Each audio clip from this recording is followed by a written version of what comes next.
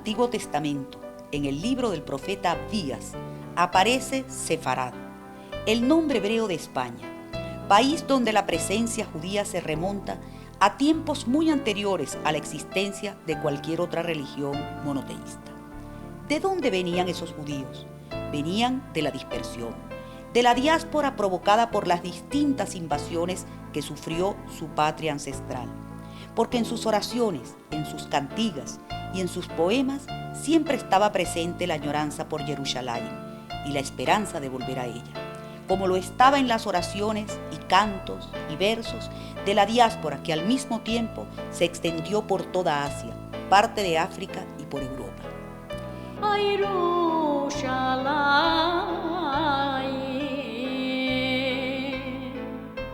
y pisar las hierbas y hartarme de ellas. El decreto de expulsión de los judíos, proclamado por los reyes católicos Isabel de Castilla y Fernando de Aragón en 1492, produjo una nueva y dolorosa diáspora, que dirigió sus acongojados pasos al norte de África, a los dominios del Imperio Turco Otomano, que ya se extendía a los Balcanes, y a varios países de Europa, siendo de estos Holanda el más hospitalario. Ea judíos a enfaradelar, que mandan los reyes que paséis la mar. La historia del pueblo judío es de finales y recomienzos. La comprensión de esa historia, de ese perenne caer y levantarse, de esa tosudez milenaria contra la que se enfrentaron sin éxito los más poderosos imperios, de ese aislamiento o sentimiento de secta que a tantos irrita, pasa por reconocer que es, por sobre todas las cosas, una historia de fidelidad a toda prueba al Dios de Israel. Nuestros protagonistas de hoy son el producto de esa larga historia de finales y de recomienzos. Vienen de lejos, pero ¿de dónde vienen? Casi todos los judíos que posteriormente vivieron en Melilla nacieron en Marruecos. Jaquetía nunca se habló en Melilla, jamás. Bueno, a mí me sacaron de 4 años de Salónica y fuimos para Palestina y empezó la guerra. Abuelo estaba en Turquía y entonces él no sabía de nosotros ni nosotros sabíamos de él. A través de un gran rabino se comunicaron y entonces consiguieron cómo comunicarnos con mi papá. Montefiore era la de los judíos, que Moisés Montefiore hizo unas puertas gruesísimas. La noche se cerraban porque estaba la parte de los árabes. Allá se hablaba ladino. Mis padres sí hablaban el griego, como cuando querían decir alguna cosa, pero nunca se habló griego en la casa. La llamaban la ciudad blanca perla de Yebala, de bonita que era. Para mí era muy especial, era la ciudad donde nací, la población era como una sola familia, especialmente la población judía. Había una parte que era la judería, donde, por lo menos en mi época, donde estaban concentrados la mayoría de gran parte de la población judía, incluso vivían españoles también. Había la parte del ensanche, que se hizo ya después de 1918, si no me equivoco, después de la guerra. Y había la Morería, que era el barrio donde vivían los moros, los árabes. Después se volvió como que no era de moda, ¿no? Que no era fino, por decir algo, hablar jaquetía. Se tenía como de gente de más bajo nivel, pues. Tánger, en la época bonita, siendo internacional, donde cada año gobernaba un gobernador extranjero.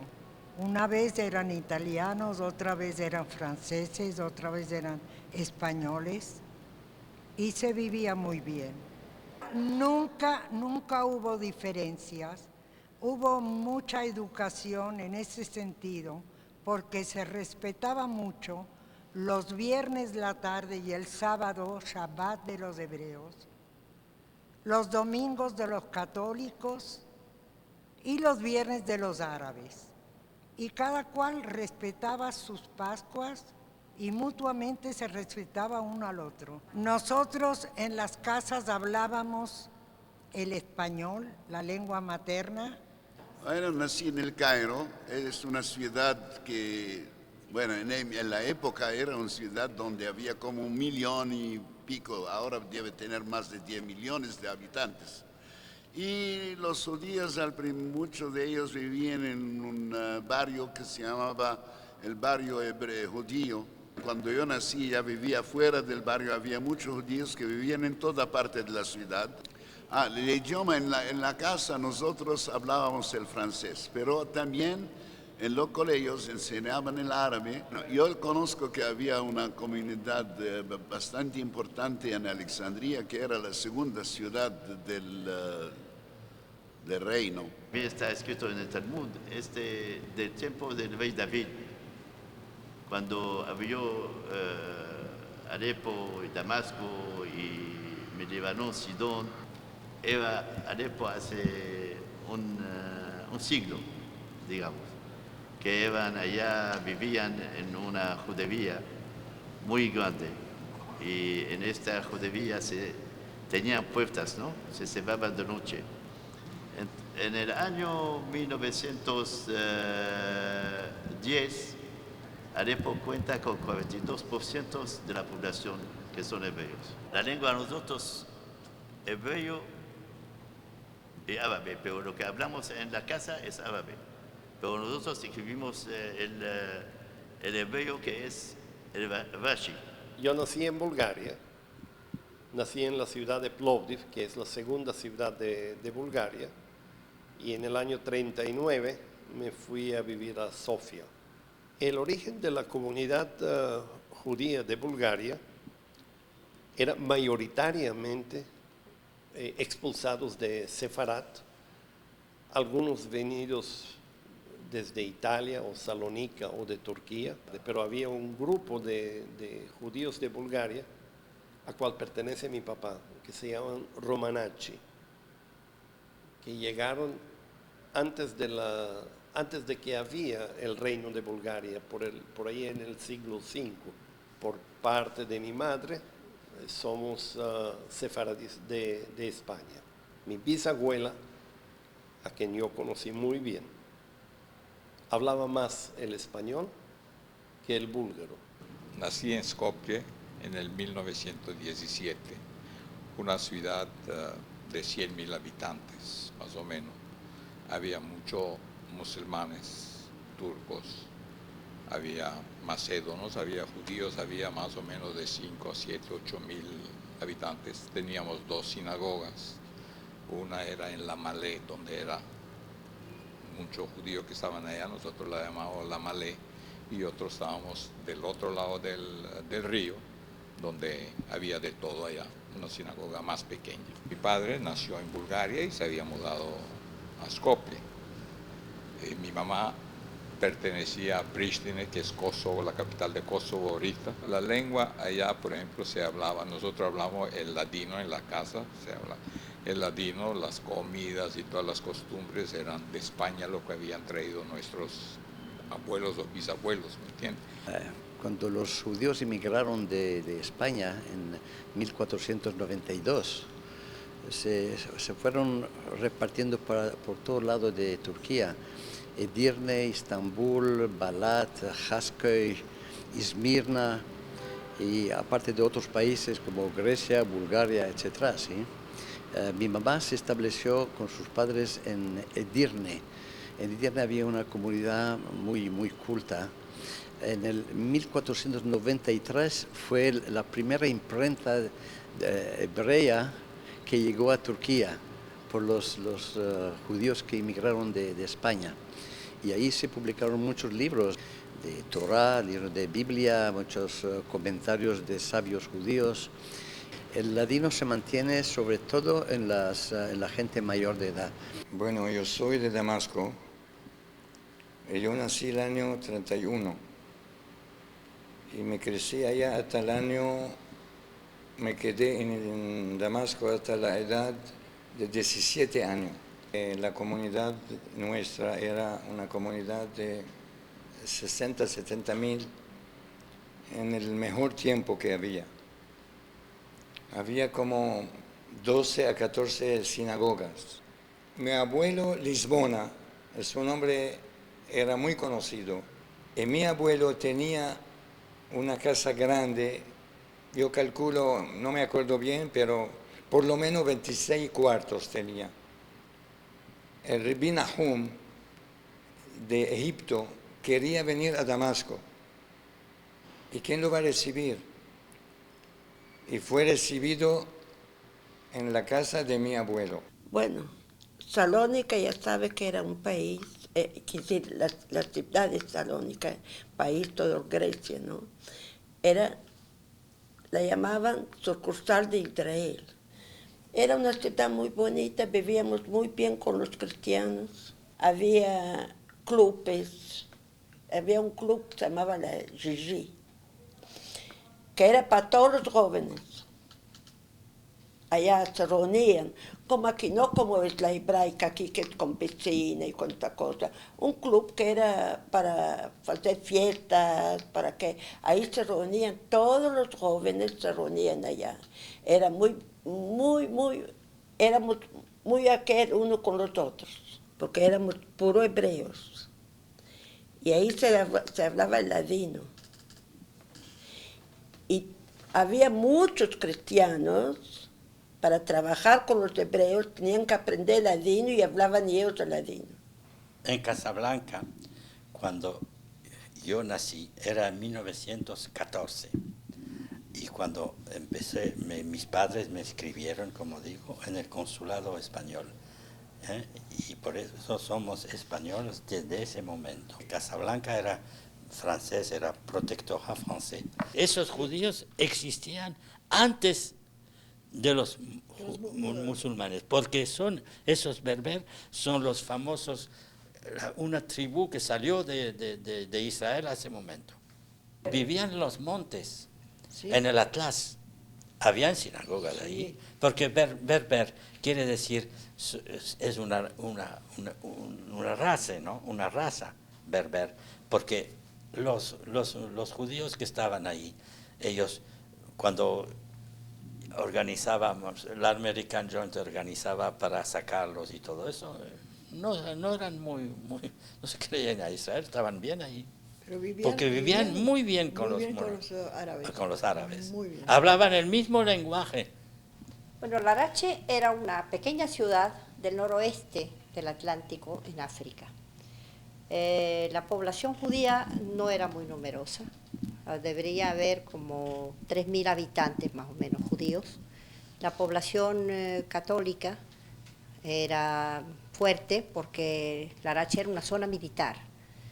Desde el año 1936, cuando comenzó la Guerra Civil Española, los españoles fueron viniendo con más frecuencia y se instalaban más en Larache.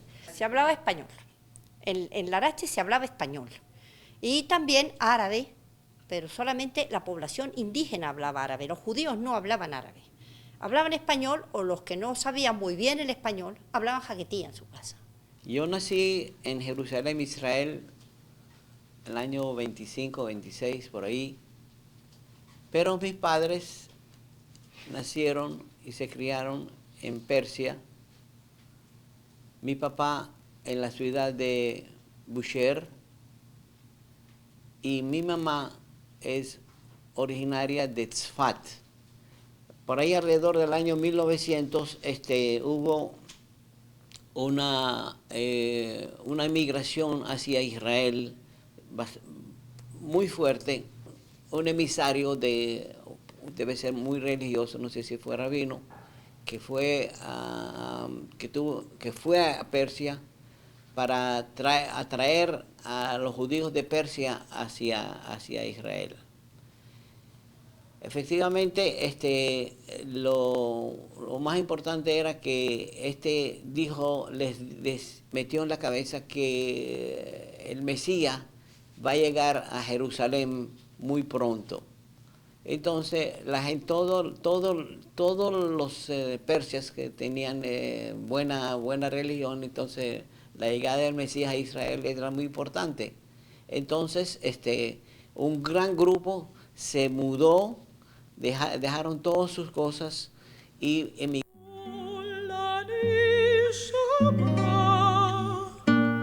הלא פרוס לרחב לחמך, ועניים מרודים תביא בית, כי תראה ערום וכיסיתו, ומבשריך לא תתהלם. אז יבקח כשחר אורך, וארוחתך מהרה תשמח, והלך לפניך צדקך, כבוד השם יאספך. La comunidad tenía un servicio de una sociedad de bienestar para ayudar a los pobres. Comisión que se ocupa de los, digamos, huérfanos. Comisión que casa. Comisión que para hospitales. Comisión, tenemos también 2 farmacias, ¿no?, que dan. Mujeres que están encinta vienen en este sitio, ¿me entiendes? Lo dan un bono para ir, leche, ¿cómo se llama?, carne, estas cosas. Todo era muy organizado. La ayudaba la comunidad. Salían, recogían plata para hacer el matrimonio, para comprarle la ropa. Obtuvimos de parte de las autoridades marroquíes de organizar el Pesaj para esos 200 judíos y judías que estaban enfermas en ese hospital. Cuando hubo el terremoto de Agadir, mi mujer hacía parte con la mujer del doctor Ben Zaken, la mujer de Ben Qasem, que era la mujer del jefe de la policía de Casablanca. El día siguiente del terremoto los mandaron a Agadir y nosotros nos quedamos trabajando, ayudando.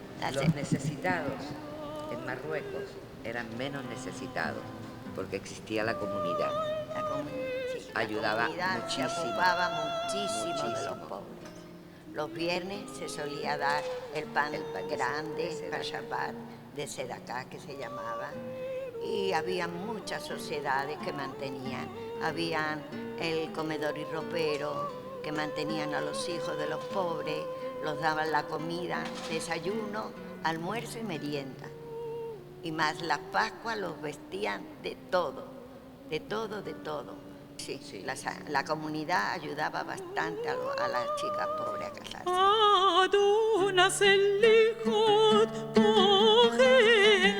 שמור את יום השבת לקדשו, כאשר ציווך השם אלוהיך. Las masmam se estaba haciendo, los jatapraquis están cociendo.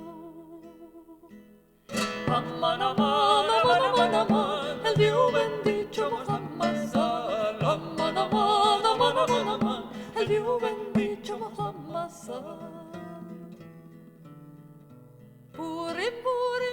En Melilla los judíos se reunían alrededor de la sinagoga. Ya una vez hecho Ozer Dalim, ya se reunían en los salones de Ozer Dalim. Se nombraban los rabinos, los moher, para sí, el shohet, todo eso dependía de una sola organización, que era una asociación que se llamaba la Sociedad Israelita de Melilla. Generalmente las sinagogas, excepción hecha de 3 o 4, estaban dentro de la casa del oferente. Papá fue Parnás de la sinagoga de Benarroch por 16 años. Entonces el judío los viernes por la tarde cesaba toda su actividad comercial, industrial, social, y inmediatamente se bañaba y iba a la sinagoga el viernes. Por ejemplo, mi abuela, la mamá de mi papá que vivía con nosotros, cuando hacía el pan, entonces le ponía un ramo de pimiento en la parte baja, para que cuando fuera un morito nuestro a retirarlo, lo identificara con el rabito. Había varias sinagogas muy viejas. Una de los grandes que del tiempo de rey David se llama la sinagoga grande de Alepo, y que había 10.000 personas adentro. Había 72 ejalim. Había como más de 160 sefavim del tiempo de Babilonia. Todos los festejos, Shana, Kippur, Pesach, todos llevan. Shabbat, sí, bueno, no se tocaba nada, no había radio, no había nada. Entonces bailábamos entre nosotros, cantaban, porque no había nada que distraerse uno. Había muchas sinagogas. Había muchas sinagogas. De familia. Y cuando Pesach llegaba, todas las tiendas de judíos vendían los artículos, la torta que venía de América, de Francia, de todas partes, y también había una fábrica de tortas en Casablanca. En la noche de Mimona, por ejemplo, la ciudad entera parecía judía, porque los árabes nos traían, entonces se podía comprar las flores, la levadura, todo lo que se pone en la noche de Mimona en la mesa, ellos lo traían para venderlo o regalarlo. Extraordinario. Iban de casa en casa con los platos. A mí me traían los pescados, el pan, la levadura, miel, todo eso nos la harina. traía. De verdad se siente uno cuando viene Rosh Hashanah, cuando viene Kippur, cuando viene la fiesta, se siente uno una fiesta. Usted ve a su papá, su tío, los demás que no respetan el Shabbat. Entonces nadie va a trabajar. Cuando pasaba Purim, todo el mundo se metía a pintar las casas y siempre se preparaba un cuarto mucho antes para comprarla. Ahí teníamos esta fábrica de matzá. La matzá nosotros no nos venía de afuera, ninguna cosa. Éramos muchos. Normalmente el viernes la tarde, la noche se iba a Arvit. Habían varias sinagogas. El sábado a la mañana se iba a Tefilá. Se salía de Tefilá, normalmente se iba a la casa a almorzar el plato tradicional que es la dafina. El Purim se repartían platos a las personas, los servicios, yendo y viniendo de una casa a otra, intercambiando platos de dulces, a veces con regalos para los niños pequeños. Si había que pintar, se esperaba para Pesach, si había que cambiar algún mueble igual. Todo se hacía siempre contando que todo se iba a estrenar para Pesach. Había muchas sinagogas y cada familia grande hacía su sinagoga, porque se hacía mucho énfasis en la educación judía de los varones. Bueno, yo recuerdo Pesach, por ejemplo, algo que no me olvido, porque en la casa de mi abuelo, se hacían las mazot, mazat semurá. Pero sí nos bañaban, un buen baño nos daban antes de ir a hacer las mazot. Y mi mamá nos tenía cosidos delantales nuevos, para todo que fuera muy limpio y muy nuevo. Todo tenía algo muy especial era. Que en mi casa se hacía la mazot para casi todo Tetuán, repartía mi papá. Toda la familia venía y ese era un proceso más que una boda. Había muchas sinagogas y especialmente para cada comunidad, según el lugar donde venían, la mayoría era sefardí. Había una sinagoga, por lo menos para completar, que estaba en el viejo Cairo, que es una sinagoga que tiene como varios centenares de años. Y hace muchos años, como hace 30 años, el gobierno la restauró y ahora forma parte, digamos, del patrimonio cultural, histórico. Van los turistas y está bien cuidada. Los Purim, vamos a decir Purim, esto era una cosa bastante alegre porque se preparaban muchos dulces. Yo me acuerdo de mi mamá, que era una dulcera magnífica y se cuidaba bastante. Se hacían los 8 días de Pesach, se hacía muy estrictamente. El kashrut era general, teníamos carnicería kasher. Nadie, por ejemplo, iba a comprar carne en una carnicería de cristianos. Cuando uno quería sacrificar pollos, el shohet venía a la casa de uno, sacrificaba los pollos.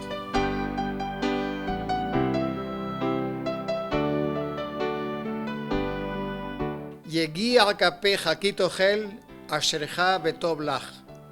En Skopje teníamos una vida, había bastante judíos, todos eran comerciantes, había una familia industriales que tenían industria de textil. La economía estaba variada, había muchos industriales, pero básicamente los hebreos se dedicaban al comercio. Había muchos que trabajaban en bancos, sí había unos pobres, pero siempre tenían algo como trabajar, ¿no?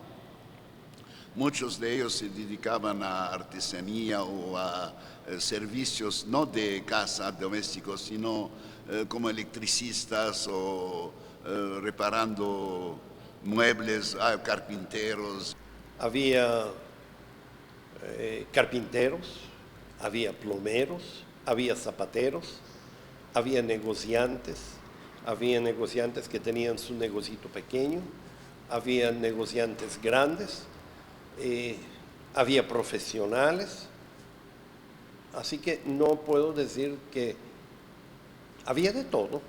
Los judíos solían tener sus tiendas de telas, de platería, joyería. Y también había muchos oficios. Muchos oficios también. Habían plateros que grababan, sí, lateros, que eran los más bajos recursos. Y los pobres, que los llamaban los lateros. Y los pobres, ¿te acuerdas? La judería llena de verduleros.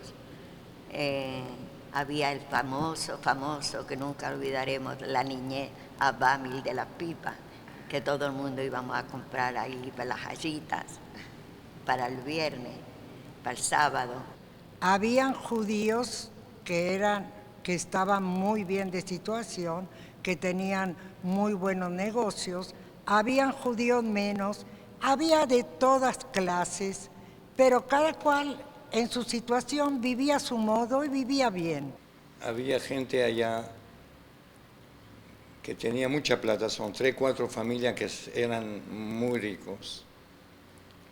Y los demás trabajadores viven y se defienden. Con Alepo había muchos comerciantes que venían de Alepo a Damasco a hacer negocios, porque los Alepos son, la verdad, son comerciantes. Mira, la mayoría tenían negocios.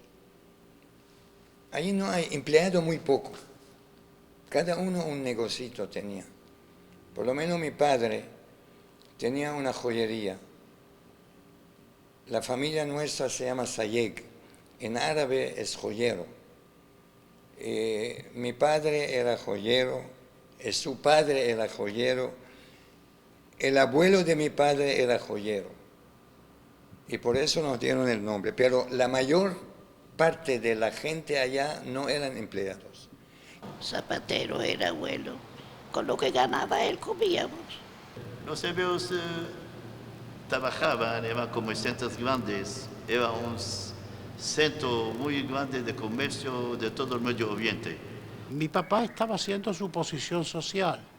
Él tenía un bacalito, que le llamaban entonces, inclusive no tenían puerta. Para entrar en ellos había que pegar un salto, y mi papá, para no romper la vitrina, ponía unas maderas, y eso lo aguantaba mientras tanto, y las puertas eran plegables. Entonces, en esos 2,5 metros por 2, él se ganaba la vida muy bien.